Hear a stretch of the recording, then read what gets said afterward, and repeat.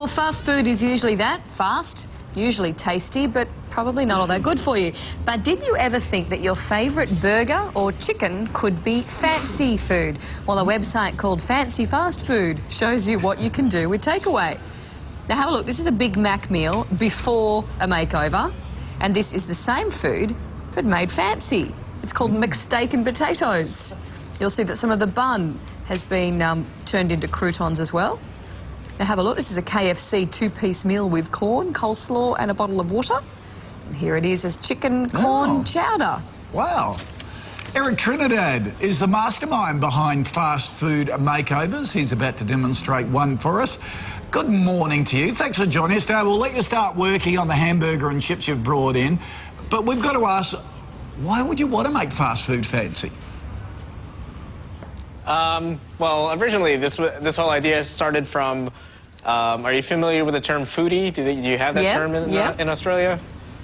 Well, I'm here in New York, and there's fancy restaurants everywhere, and it's sort of become annoying, these, self-proclaimed foodies bragging about the restaurants they go to and everything. And it's become increasingly annoying for me. Not that I, hate these people or anything.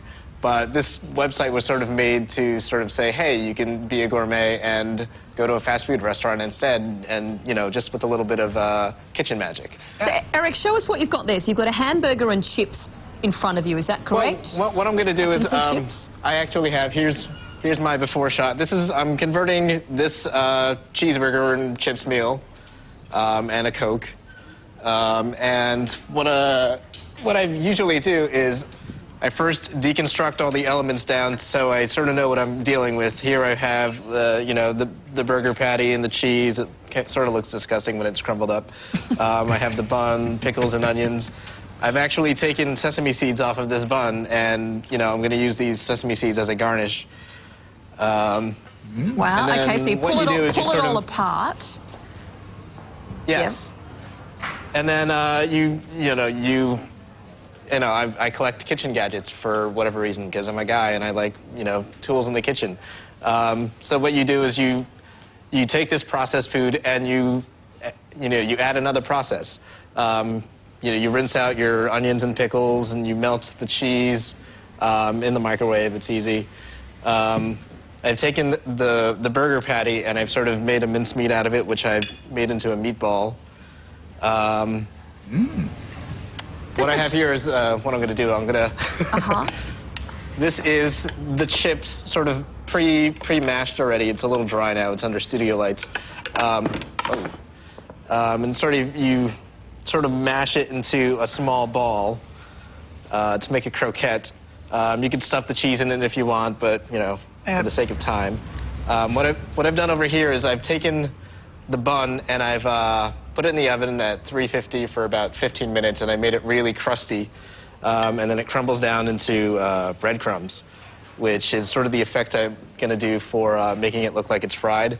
So I have this little ball of mashed potato thing, and I just sort of, cover it up. Erik, I think you've got bachelors and uni students all around Australia really impressed with this. I can just imagine the blokes doing this for their next dinner party to impress. Yeah. Well, the interpretations of the site have been varied.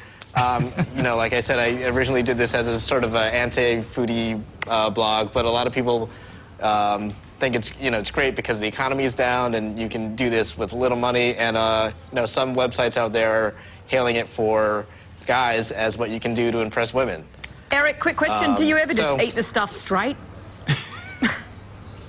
You mean before I process it? Yeah, before you mush it up. Yeah. Okay. Yeah, I am not an advocate for being against fast food. I think it has its place. I love fast food, on a road trip and when I'm hungover, of course. But, yeah.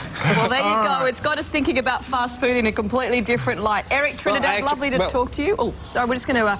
I actually have, by the magic of television, I have these croquettes already produced. Oh, fantastic. So I'll hold them up for the TV. Okay, that'd be great, Erik. Of course, you serve your Coca-Cola in a wine glass. These are the croquettes that I made. You know, you add part of my rules is you can add garnish, but these are cheese croquettes, cheese and potato croquettes, and meatballs with. This is a glaze I made from evaporating Coca-Cola. Turns into a syrup that I sort of glaze and sort of use as a thing. You're a clever man. And there's sesame seeds, garnished with sesame seeds and chopped pickles. Perfect. But there you go. You're a master. Thank you for that, Eric. If you'd like to check out Eric's fancy fast food for yourself, the details are on our website.